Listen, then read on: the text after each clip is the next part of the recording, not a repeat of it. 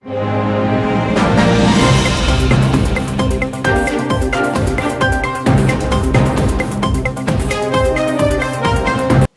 అయితే తెలంగాణ పోరాటంలో మీరే చెప్పారు ప్రముఖ పాత్ర కేసీఆర్దే అని.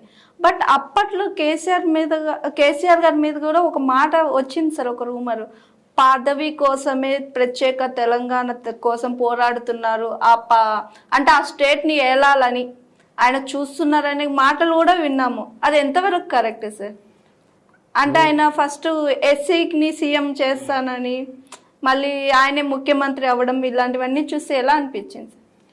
ఇప్పుడు మీరు అన్న దాంట్లో తెలంగాణ కోసం ఎవరు ఏ రాజకీయ నాయకుడు ఎజెండా పట్టుకున్నా కూడా తెలంగాణ వ్యతిరేక శక్తులు, తెలంగాణ అంటే ఇష్టం లేనటువంటి వాళ్ళు, తెలంగాణ వ్యతిరేక శక్తులకు తొత్తులుగా బానిసలుగా ఉన్నటువంటి తెలంగాణ వాళ్ళు కూడా కొందరు ఉన్నారు.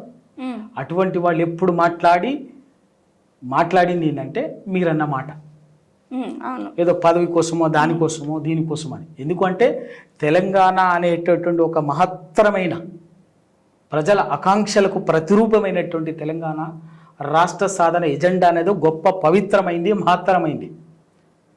కానీ అది ఒప్పుకోలేక అది ఒక సంకల్ప బలంతో పట్టుకున్న నాయకుడు ఎవరు పట్టుకున్నా కూడా అడిగు ఒడ్డుకు చేరిస్తే మా పునాదులు కలుతాయి అన్నటువంటి ఉద్దేశంతో తెలంగాణ వ్యతిరేక శక్తులు ఎప్పుడు కూడా ఆ నాయకుడి వ్యక్తిత్వానికి కించపరిచేటటువంటి దుర్మార్గమైనటువంటి కుట్రలు పన్నీరు. అందులో భాగంగానే 72లో 69 ఉద్యమాలు ఇందాక చెప్పాను కదా, అదే కదా. 62లో జరిగినటువంటి ఉద్యమంలో 369ని కాల్చి చంపడం అనేది ప్రజాస్వామ్యమా? కాల్చి చంపిన జీరో అకాడమిక్ చేసిన తెలంగాణ ప్రజలు వదులుకోలే కదా ఉద్యమాన్ని. తెలంగాణ ఆకాంక్షను వదులుకోలే కదా. సబ్సీక్వెంట్గా వెంటనే వచ్చినటువంటి ఎన్నికల్లో పార్లమెంట్ ఉద్యమాన్ని అత్యంత కిరాతకంగా అణచివేసి రక్తం బారించినా కూడా ప్రజలు భయపడకుండా మళ్ళీ ఇంకొక రూపంలో ఎన్నికలు రాగానే వెంటనే దాని ఆకాంక్షని చూపించు. మీరు గౌరవించాలి. 72 ఏం చేశారు? గెలిచినటువంటి 12 మంది ఎంపీలని రాజకీయ నాయకత్వాన్ని లోబర్చుకున్నారే తప్ప ప్రజల ఆకాంక్షని కానీ ధర్మబద్ధమైనటువంటి న్యాయబద్ధమైనటువంటి ప్రజల డిమాండ్ని ప్రజాస్వామ్యబద్ధంగా రాజ్యాంగబద్ధంగా అంగీకరించాలనేటువంటి విజ్ఞత ప్రదర్శించాలి ఆనాటి ప్రధానమంత్రి కానీ ఆనాటి రాజకీయ నాయకత్వం కానీ, అది ఎవరైనా కావచ్చు. అందుకే ఆ బాధ మాకున్నది.